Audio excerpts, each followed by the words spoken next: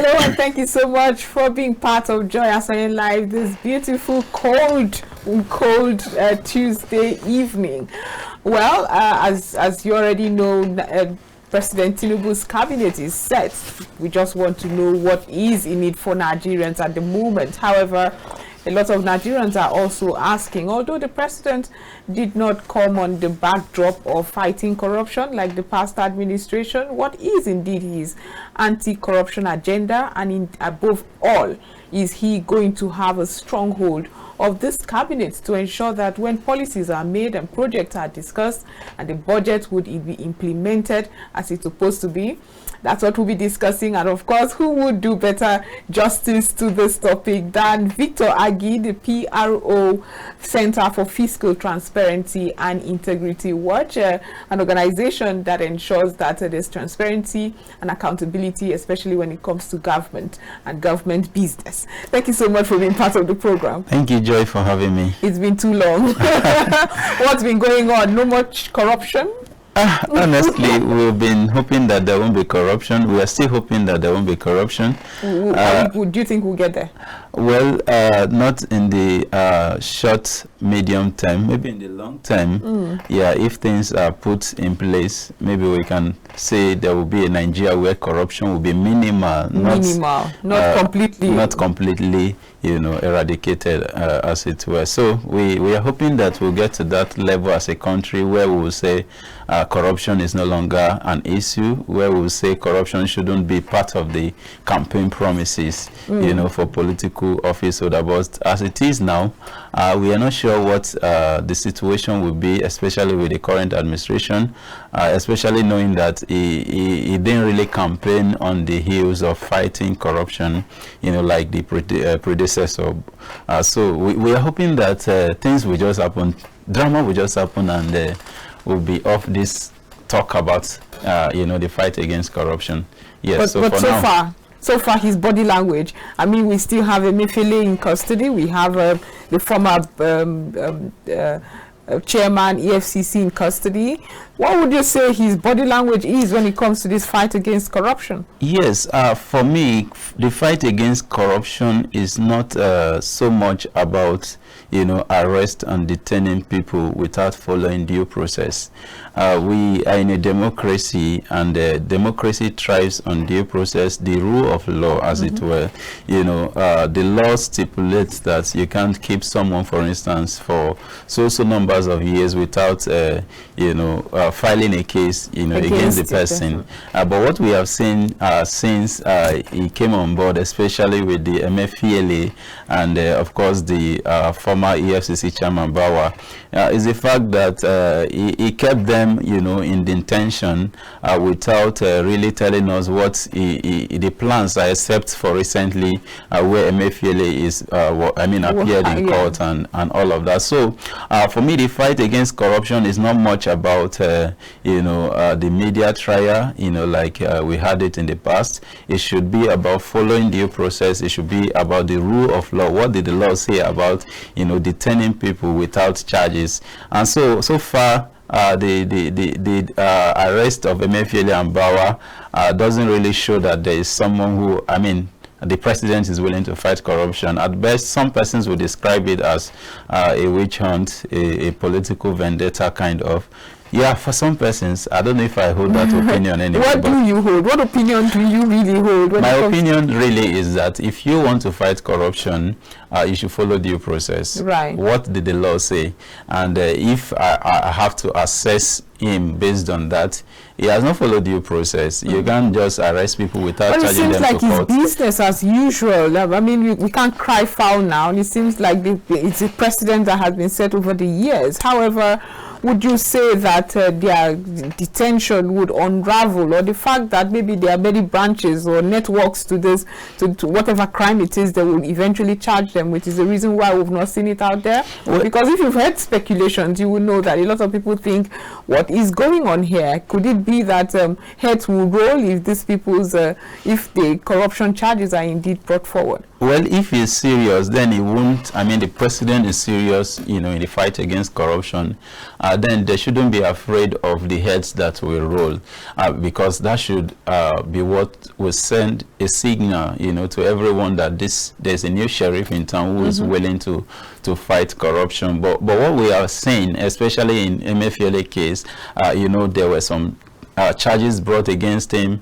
We also saw that those charges were amended, and there doesn't seem to be coordination in terms of the prosecution of the case. And for instance, why should the DSS be the one prosecuting the cases of financial crimes, for instance, where there is an EFCC that is supposed to handle that? So there's some disjointment, in the approaches of the president, and that is why some persons are saying it is maybe a political vendetta against these persons. Of course, the role the CBN, the then CBN governor played, during the elections, the cash crunch, which was policy alleged to be targeted at the president at the moment. Obviously, and so some persons are saying it from that angle of the president coming to winch on them based on some of their policies that were adverse to his election, as it were.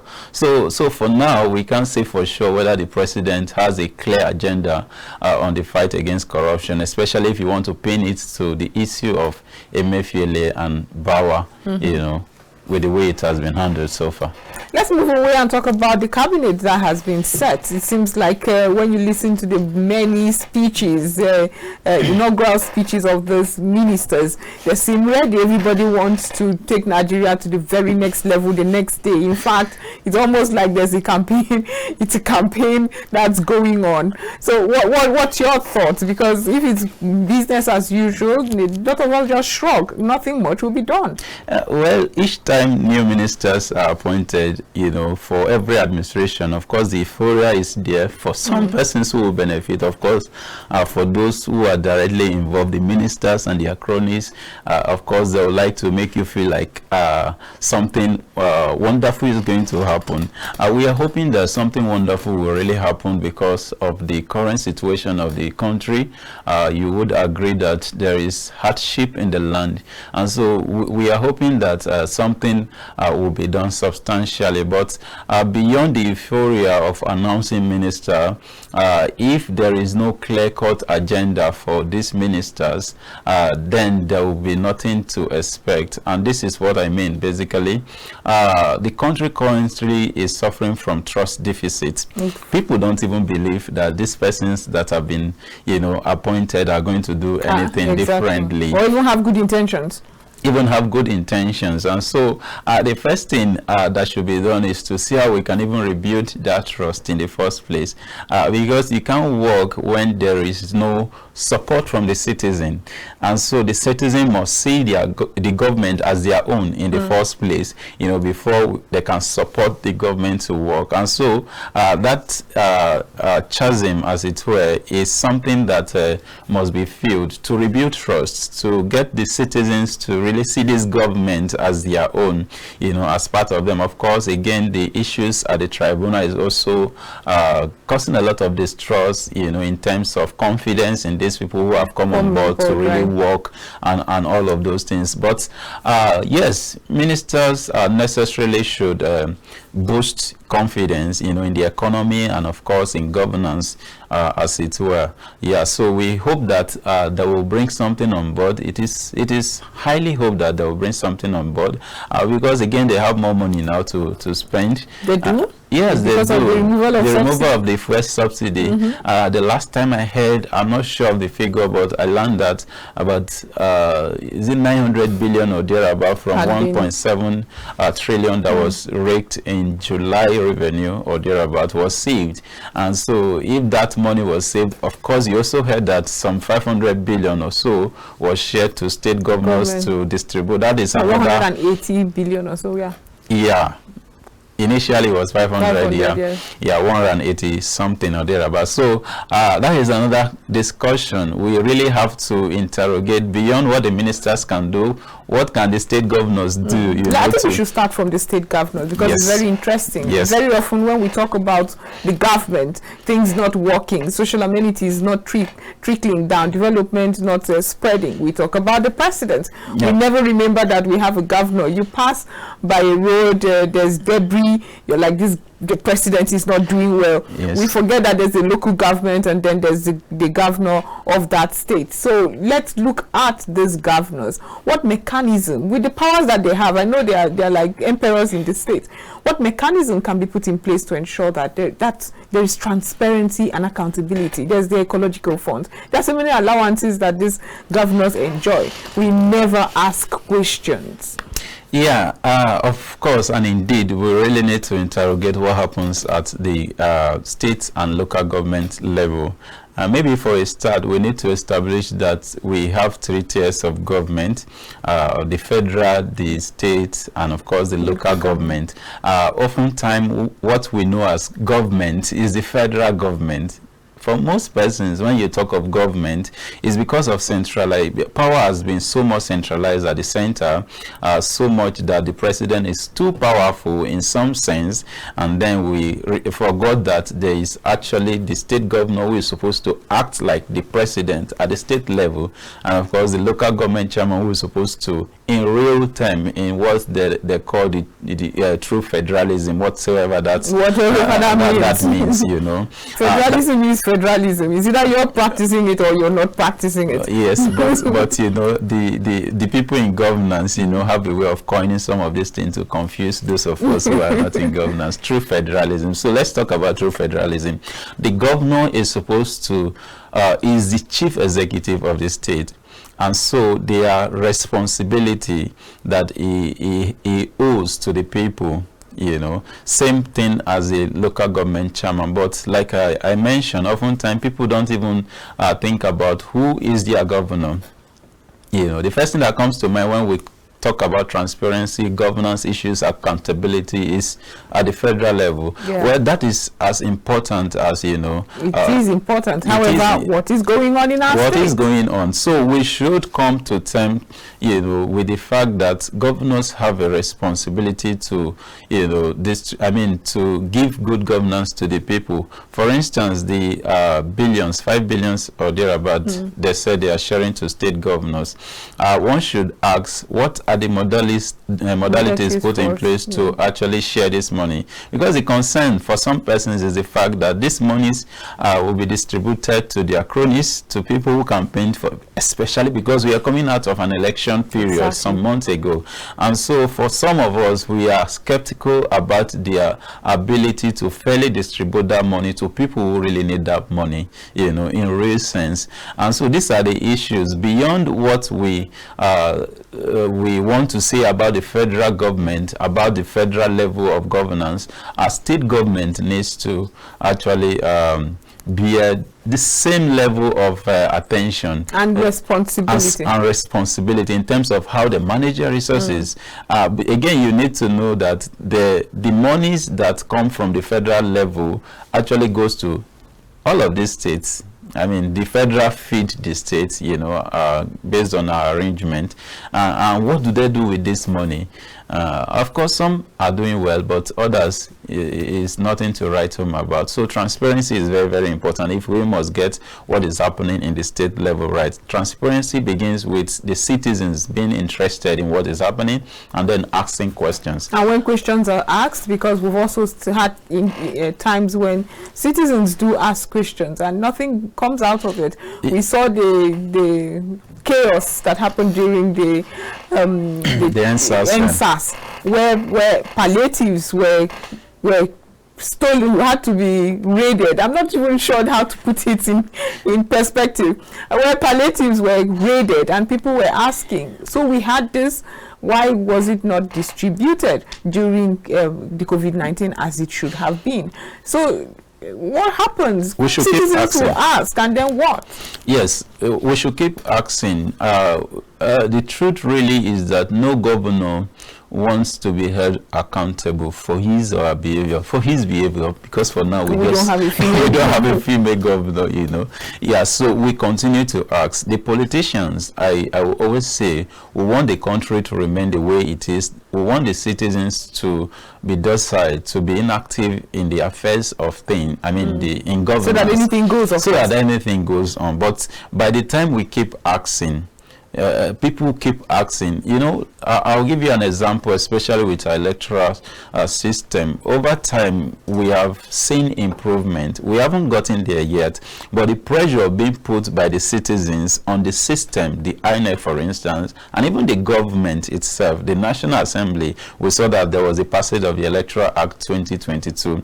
If that pressure hadn't been there, we wouldn't have gotten, you know, the progress. We wouldn't have made the progress we have made, you know, during the last election. Of course, there was progress. While, of course, there are also some issues here and there. It's a work in progress, really. So at the state level also, the same energy needs to be put into these governors. Keep asking. Don't stop asking, you know. And over time, they will begin to get the understanding that there are people watching. And that is the role of civil society, you know, to watch.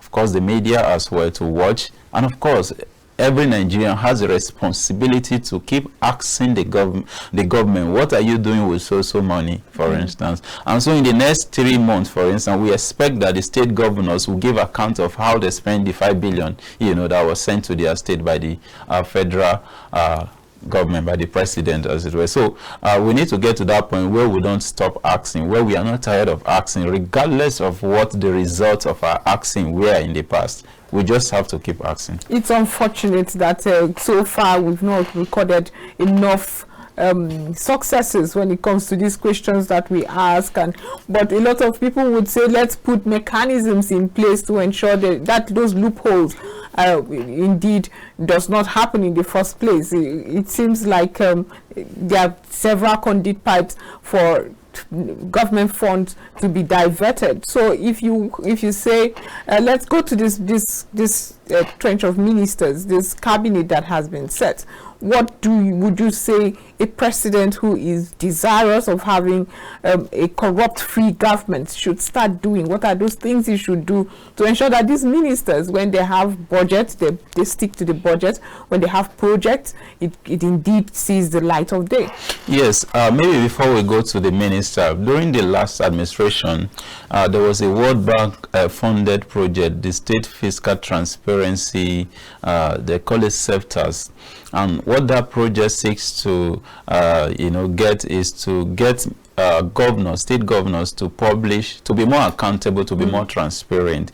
And we discovered that during that period, most of them were transparent with their finances because there is a project, a World Bank, and there was actually a reward for that, you know. And so many state governors, they were even competing, you know, to see who will be more, you know, transparent in terms of publishing accounts and all of those things. Of course, our TI, the Transparency and Integrity Index, we also saw that they were doing well, you know, during those periods. The fund has expired, you know, in 2022. The project has ended, so we are hoping that the momentum will continue after the project. What would be the justification now? We are currently conducting the 2023 Transparency and Integrity Index. So the results, you know, from that assessment will tell us whether their performance was squarely tied to the reward, you know, they hope to get from that. I don't need your index. I can tell you right now that performance was squarely tied to the reward of the World Bank.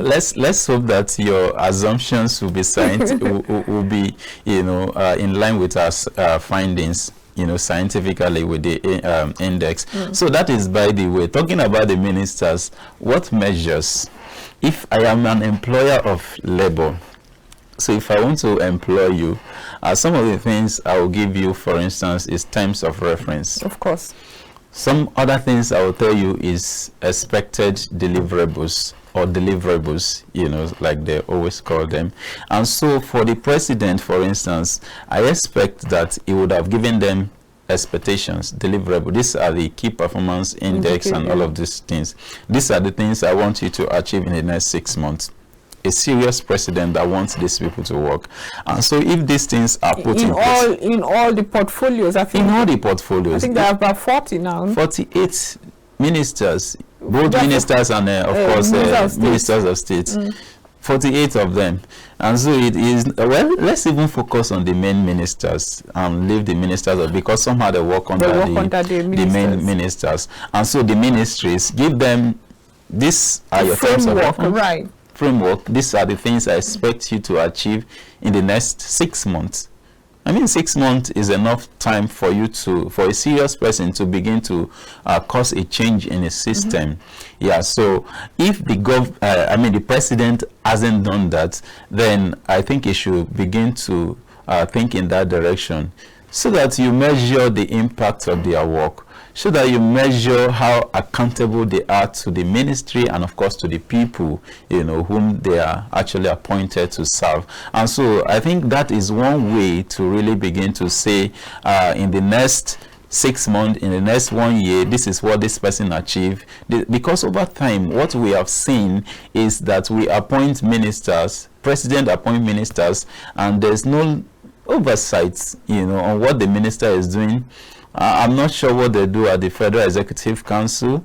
Of course, what we get to hear from I like how you put it. I'm not sure what goes on there. Yes. What would you expect? Conversations that borders on your ministry. And what have you done? Exactly. That's ideally what should be going there. What are the reports from your constituency, your ministerial constituencies, and all of that? But what we get to hear in the media, maybe of course we don't expect them to tell us that the issues, the problems, really, but what we get to hear all of the time is the fact that they have approved some monies for so minister, and so billion has been approved to, you know. So beyond that, which of course is part of governance, we expect that they should have frank talks about what have you done in 1 month. What are the steps being taken? Because we need to be serious about governance. Governance is akin to a business. Exactly. We need to have that business mentality, you know, in our approach to governance. So if I'm an employer, these are the things I expect the president. Right. The president to do to this minister, so that it won't be business as usual. We don't want a situation whereby the National Assembly, for instance, we invite a minister to come and give account of issues, and the minister will, you know, flout the invitation. Like we have been saying, we don't want, because the National Assembly has a constitutional right to invite the ministers, you know, to give account of issues. Of course. And so if they flout it, it shows you that they are not even ready for accountability. They are not willing to actually be responsible for their ministry. You know, and the things that they were appointed to do. And so the first thing, of course, should be that the president should give them key performance indicators, of course, sets out a target for them in the short, medium, and long term, and pursue. There should be reports. People should be accounting for what they are doing, not just answering minister. Okay. You know. Well, it's time to go for a short break right now. When we return, we'll go more into the conversation. The first thing is to give them set out agenda as to what they can achieve. But what's the second? Stay tuned. It promises to be interesting. This is still Joy Asonye Live, where we are discussing Tinubu's cabinet and the anti-corruption agenda. We'll be right back.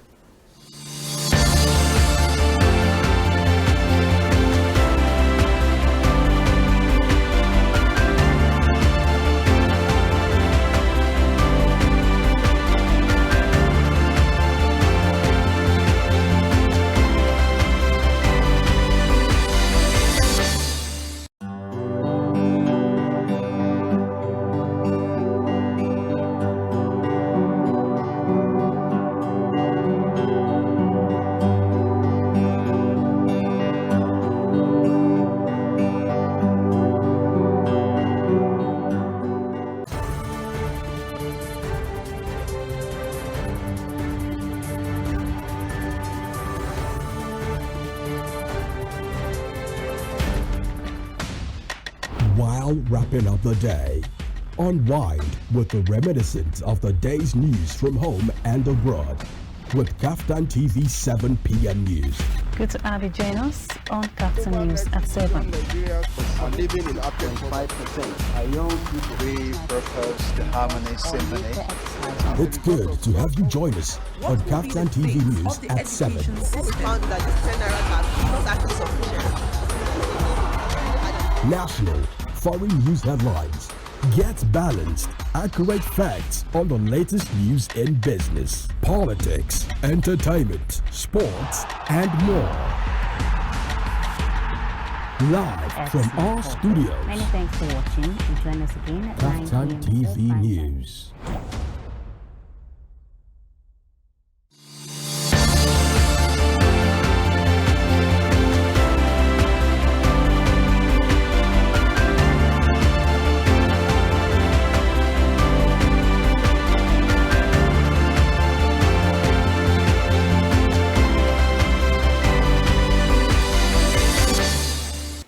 Welcome back. This is still Joy Asonye live here on KAFTAN Television, where we've been discussing Tinubu's cabinet and the anti-corruption agenda.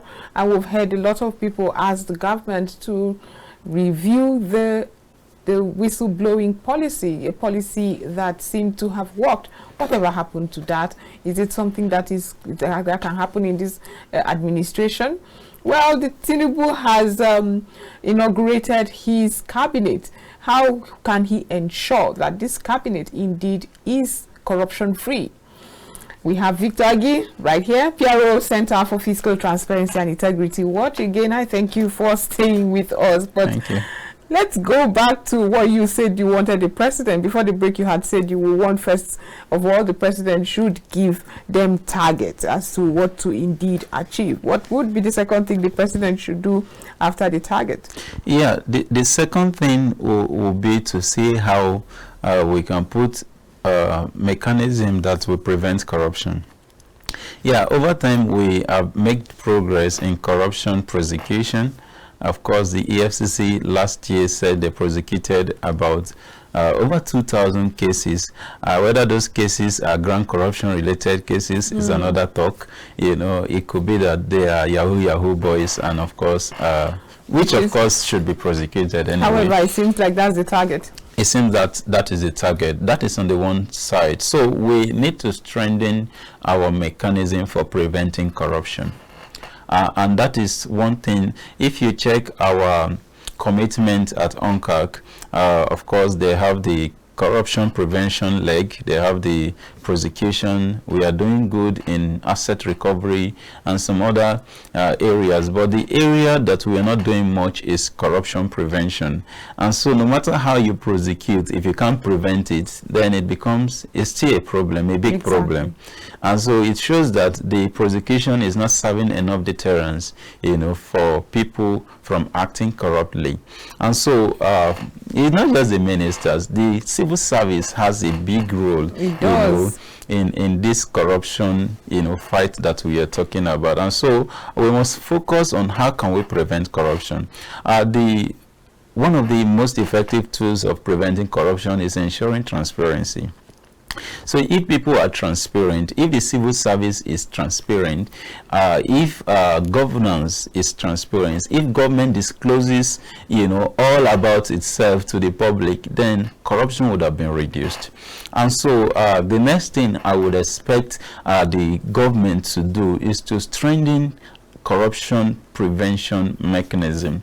I will give you of course, the center's project, the Transparency and Integrity Index. That project is actually designed based on the principles of proactive disclosure. That is, whatsoever you do as an MDA, there are laws, you know, that expect that you disclose. The Fiscal Responsibility Act, for instance, I think sections 48 down to section 4950 talked about government agencies actually disclosing their audit accounts 6 months after a budget year. How many government agencies actually comply to that provision of the law? So imagine that you have the budget report, audit reports of MDAs online, at the end of every budget year, like the law stipulates, I think 3 or 6 months after the budget cycle,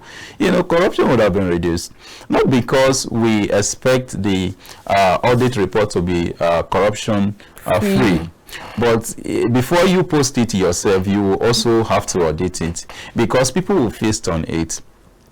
And so our transparency and integrity index, based on 6 variables: website integrity, open procurement, anti-corruption, citizens engagement, inclusion, and some other variable. Of course, there are sub-variables under this. Imagine that government agencies comply to these, variables. Open procurement, e-procurement. The conversation around e-procurement has been ongoing for so long, and that is where corruption really happens. Nobody knows how the procurement process of MDA, of most MDAs, and so if we don't know how you arrive at your procurement process, how you give contracts, how contracts are awarded, who does what, then people just sit in their homes and get some calls. So you're giving room for corruption to happen. So I expect the governor, the president, to be to take steps to strengthen the procurement processes. E-procurement is not, it's not rocket science. It's just a matter of setting out a template. Of course, before the end of the last administration, they were saying they will launch the e-procurement portal. I was about to ask, whatever happened to the e-procurement platform that was promised Nigerians? Honestly, what happens to it is the usual thing that happens to every other bright idea in Nigeria. People will also talk about the whistleblowing policy you mentioned. This is another way the president should ensure that there is some level of transparency and accountability. Before we go there, whatever happened? It seemed to be working at the time. I don't know. It wasn't. Correct me if I'm wrong. We saw people actually come out. We thought there were assets that were being recovered and all of that. What happened? The protection of these whistleblowers, because I remember that was a major issue. Yes, it was a policy introduced in 2016 under Minister Kemi Adeosun, when she was the Minister of Finance, of course, supervised by the President, and it was a policy. And because it was a policy, there was no protection for whistleblowers. And good enough, those persons who were actually blowing the whistle at the time, I don't know what cover they had. Of course, some persons ran into problems, and of course, again, I think I heard that the percentage that was promised, I think 2.5%, was not being remitted at some point, and all of those back and front actually killed the policy. But again, for that policy to be effective, it has to be legalized, and that was what some civil society, including our center, actually pushed for. We had a coalition of civil society, pushing for the passage of that bill before the end of the administration. The last we heard was that the president actually transmitted to the National Assembly. I think that was in May. Yeah. As early as, as late as May, into the administration of the of President Muhammadu Buhari, but he couldn't actually pass through, and we don't have it today. So if the president is also ready to fight corruption, he should facilitate the passage of that bill, because people have information. Lots of it, people have information, but they need to be guaranteed that they will be protected if they release some of this information to law enforcement agencies, and of course to the government, in terms of recovering, which will lead to recovery. So if you're not guaranteed your protection, of course, I've heard of cases where some persons blow whistle and they are victimized by their agencies. Yes. And so some of these things need to be really factored into the, of course, they are already factored into the draft bill. It was an executive bill, by the way, during the last election. Administration. During the last administration. Right. But it wasn't passed eventually. So the president must demonstrate that will. Although we didn't get to see him talking too much on fight against corruption, but I honestly feel that he can't make too much progress if he's not so forceful, in the fight against corruption. Corruption is endemic. Corruption can stop him from achieving whatsoever he thinks he wants to achieve. And so he needs to realize that if he wants to make progress, really. So with the whistleblowing, it will really go a long way in actually getting him to do a lot of work in the fight against corruption. Citizens' participation, that is what that whistleblowing policy brings to fore in the fight against corruption. Citizens' participation. I can see something that is wrong, I will have the confidence to approach law enforcement. Of course, anonymity sometimes also has to be protected so that you will not be victimized, regardless of what protection the government is promising you. But of course, it will really get people to be interested in working with government, to fight corruption. Asset recovery, they were recovering trillions at some point, time, yes. And so if we can have a policy that will help us recover so much, it should be supported. It should be at the forefront of policy being legalized. The National Assembly should be ready. So I'm basically calling on the president to, revisit the bill, submit to the National Assembly for onward passage and, finalization. Yes. It also brings me to something that a lot of civil society organizations around the anti-corruption space brought to fore, that the Accountant General used to publish a monthly statutory allocation to federal, state and local government. Yeah. What happened there as well? Because it gave Nigerians the opportunity to see exactly what is coming to your state, what's coming to your local government. When it comes to local government, that's another story entirely, because the state governors rather seem to have a stronghold on that.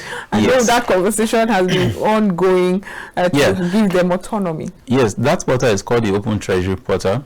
It was actually run by the Accountant General. I think it was also under GIFMIS. Yeah, that was the platform that actually... What did you call it? Open Treasury? Yes, Open Treasury Portal. Right. Yeah, so I checked, I think that was last week. I went to that portal because I was doing some writing, so I needed to get a confirmation. I think the last time anything was uploaded on that portal was in 2021. And so that is it. There should be brilliant policy. So imagine that every day, or even if it is every week, we have a breakdown of your expenditure, of what you do with your monies. That is transparency enough. And so if there are infractions, someone will immediately notice. Because there are people watching, the civil society is watching, the media, they are looking for the big story. Exactly. And so they are also tracking your record. But what happened? It stopped working. And why? What did the president do? The president didn't do anything at the time. Didn't do anything. And so the fight against corruption, as much as it is an inclusive fight, has to be spearheaded by the person on the top, by the president. So the president needs to demonstrate that will, that this thing must work. So when the Open Treasury Portal stopped working, what did the president do about it? The president actually inaugurated that portal. Just like so many other very brilliant policies that he brought on board. He inaugurated that portal. It was, of course, media talk about it. And so, the first 2-3 months, everybody was complying. But when they saw that even if you don't comply, nothing will happen, gradually and up until 2021, like I said, that the last thing was uploaded on that portal. So the president didn't take any action. And that is what I'm saying about the current president actually giving these ministers, his cabinet members, targets. These are the things I want you to do. So if you don't do them in the next 3, 6, 1 year, what should be the repercussion? You should be removed. Besides being removed, you should be prosecuted even for not performing. It is illegal. Yeah, I can't remember the section. I came across something like that. That if at the point of your executing your duty, you are found negligent. Yeah, not fraud here. Not fraud, negligent. Something that you are supposed to do and you do not do it. Okay. You will be liable. Is this ineptitude also, does it translate to civil service act as well? Of course. If you are inept, in your duty, You should be it means prosecuted. you should be prosecuted. Because you promised us You promised, that was the oath you took, that you are going to deliver so based on the requirement of your office. And so beside even changing the minister, some of them should be prosecuted for their ineptitude, for their failure to deliver what was required of them. Because we are not asking you to come and eat your salary. Exactly. I mean, if it's salary, then anybody can come and become the minister, and then anything can go.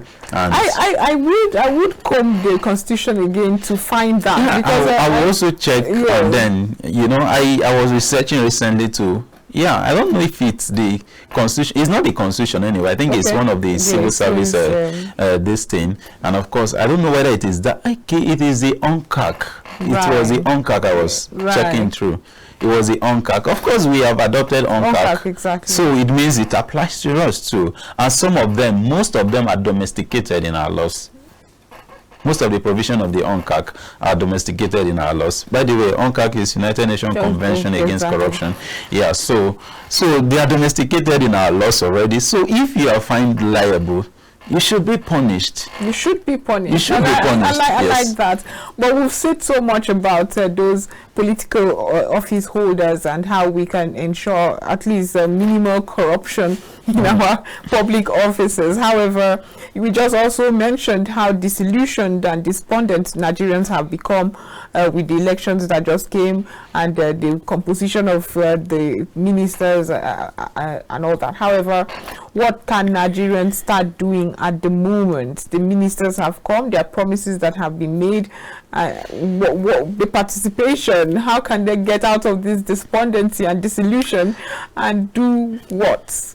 Unfortunately for Nigerians, the ministers are not responsible to us, they are responsible to the president. Right. Yeah. So whatsoever we may like to do will have to be channeled through the president whom we elected.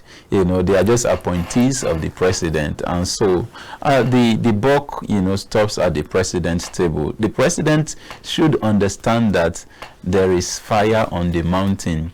The current situation in the country, maybe some persons don't really understand how grave it is. A lot of persons are passing through a lot. There is a lot in the country. Harrowing experiences. Honestly, people can no longer breathe like the president promised us. Let the poor breathe. The poor can no longer breathe. And so what that places moral responsibility on the president to, be really, really serious about what the ministers are doing. You need to He needs interested. He needs to especially be interested. If the precedent that the past administration set is not one we can continue. We don't have the time. We don't have the time. He needs to be serious about what they do. And so Nigerians, whether they are still disillusioned about the outcome of the election, of course they are. But one thing we should also know is that we are a democracy, we are a country of laws. And so as far as today is concerned, our president is President Tinubu, and so nobody can dispute that. So what that means is that whatsoever we do to either support him or not is to our own detriment, So we just have to, one way or the other, support, because President Tinubu is not spending his money. He's spending Nigerians' money. He's spending our money. So you should be interested. So I should be interested. And so if we are hoping that the court will, do something, it doesn't stop the fact that he has been the president. Right now, at the moment, he is the president. He is in charge of making decisions for the country. He is in charge of, lifting Nigerians out of the current situation. And so we should be interested in how he is doing that by asking questions. By asking questions. There are avenues for some of these things to happen. The media, of course, is doing its work of bringing people on board to spotlight some of these issues. But beyond that, I will go back to the 5 billion that has been distributed to state governors. We want to see what modalities was used or will be used in distributing those monies. Is it going to be cash? I heard about the grains that they It's need part to, of- that is part of that. But Yes. do you see cash palliatives? Does it ever work? Does it not open the space for another corruption scene? Honestly, I wouldn't know what's the issue. We used to have a register, a social register, of course, that was developed by that agency that was in charge of that social register, and it was developed at the federal level, that was used for the cash transfers and all other, social projects of the last administration. But now that we are leaving that responsibility to the state governors, I'm not sure how they want to do it, but I also want to believe that they have their own register as well. Well, I listened to,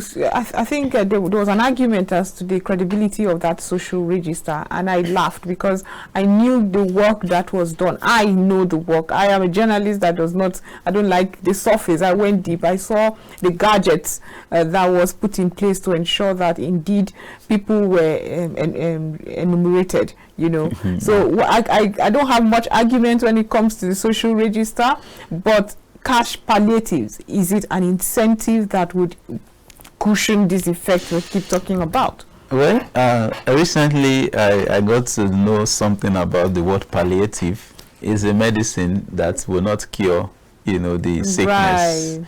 And so the idea of palliative is not to entirely eliminate or actually entirely eliminate the problem. It's just to cushion, like you rightly used, and then to soften the hardship. And so while it is true that for some persons, especially those of us in township area, that if you give me a 5,000, for instance, now, one day is not even enough, right? That's like breakfast but for just you, by the way. Yes, but for those people at our rural areas, well, the inflation cut across, but again, for some persons who have not even seen a 5,000, for instance, for some months, if you give them a 5,000 or a 10,000, it will go some way. But again, we must acknowledge the fact that it is a palliative. It is not a solution, It's not a permanent solution to the problem. It is a palliative. And so,